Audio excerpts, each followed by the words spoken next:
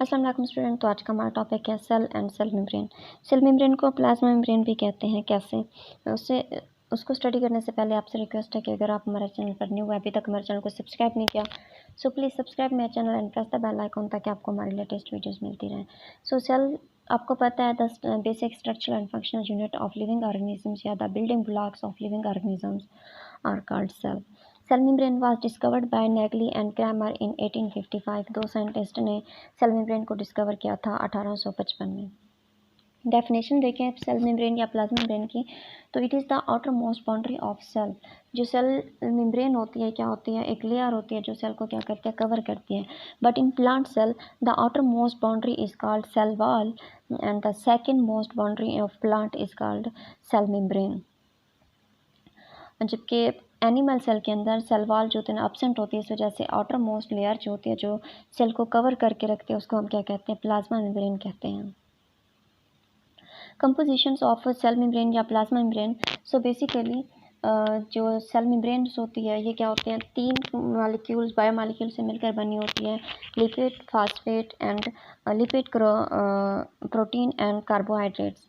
सो अगर लिपिड्स की हम बात करें तो तीन सब यूनिट होते हैं जिनको हम मोनोमर्स भी कहते हैं, उनसे मिलकर बना होता है और ये सब यूनिट मिलकर लिपिड्स बनाते हैं। कौन कौन से सब यूनिट्स होते हैं, glycerol, fatty acids and phosphate group. Phosphate group के तो बेसिकली 5 बॉन्ड होते हैं, लेकिन एक जो होते हैं इनके पास डबल बॉन्ड है और 3 सिंगल बॉन्ड है। तो जो फैटी एसिड्स होते हैं लॉन्ग चेन ऑफ कार्बोहाइड्रेट्स होते हैं with carboxyl group at one end. तो ये तीन सब यूनिट्स जो होते हैं ना मिलकर क्या बनाते हैं, सेल मेम्ब्रेन्स बनाते हैं। फास्फेट ग्रुप के पास, फास्फोलिपिड्स के पास दो पार्ट्स होते हैं जिनको क्या कहते हैं, हेड और टेल कहते हैं। हेड को अगर देखें तो ये ग्लाइसरोल और फास्फेट ग्रुप से मिलकर बना होता है। पोलर इन नेचर होता है because it contains charges, positive and negative charge and hydrophilic होता है, मीन टू से वाटर लविंग होता है। अगर टेल की बात करें तो ये क्या होता है, made up of fatty acid, fatty acid से मिलकर बना होता है। नॉन पोलर होता है क्योंकि इनके ऊपर कोई चार्जेस नहीं होते हैं और ये हाइड्रोफोबिक होता है, मीन टू से वाटर रिपेलिंग होता है। नेक्स्ट क्या है कि फास्फेट जो होते हैं ना, फास्फेट लिपिड्स के पास जो होते हैं ना क्या होते हैं, बाइलेयर होते हैं सेल मेम्ब्रेन्स की। और जो मेन पॉइंट्स क्या होता है कि लिपिड बाइलेयर शो करते हैं, फ्लूइड नेचर्स को शो करती हैं। So cholesterol are embedded in lipid bilayer of cell membrane. Cell membranes के लिपिड बाइलेयर के अंदर जो होता है ना कोलेस्ट्रॉल एम्बेडेड होता है। प्रोटीन्स की बात करें तो बेसिकली प्रोटीन कितनी परसेंटेज में पाए जाते हैं, 60 to 80% जो होती है ना प्रोटीन पाई जाती है सेल मेम्ब्रेन्स के अंदर। और प्रोटीन क्या करती है, सेल के अंदर प्रोटीन इरेगुलर शेप में मौजूद होती है, इसलिए हम इसको क्या करते हैं, मोज़ेक कवर्ड यूज़ करते हैं। और ग्लोबुलर प्रोटीन राउंड और ग्लोबुलर फॉर्म में मौजूद होती है, लीनियर फॉर्म में मौजूद नहीं होती।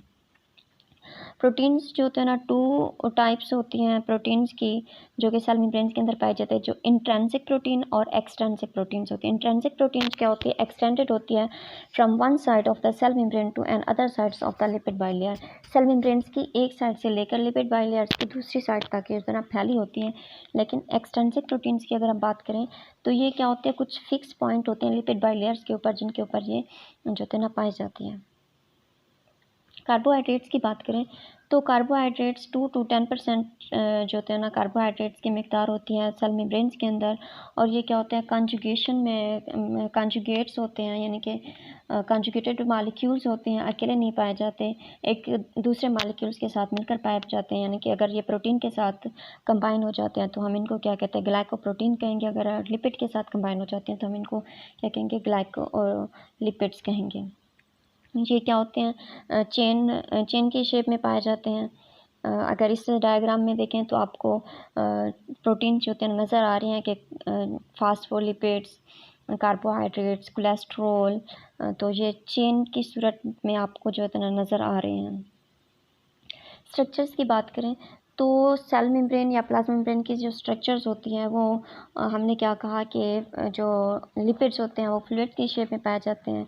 तो प्लाज्मा हम फ्लूइड्स को ही कहते हैं, इस वजह से हम इनको क्या कहते हैं, प्लाज्मा मेम्ब्रेन कहते हैं। और प्रोटीन जो होते हैं ना वो मोज़ेक नेचर्स के होते हैं, इनके फ्लोटिंग करते रहते हैं फ्लूइड के अंदर। तो इस वजह से हम इस मॉडल को क्या कहते हैं, फ्लूइड मोज़ेक मॉडल कहते हैं। जबकि प्रपोज किसने किया था, निकल्सन एंड सिंगर ने 1923 में जो है प्रपोज किया था। So lipid of cell membrane appear like sea in which proteins are floating.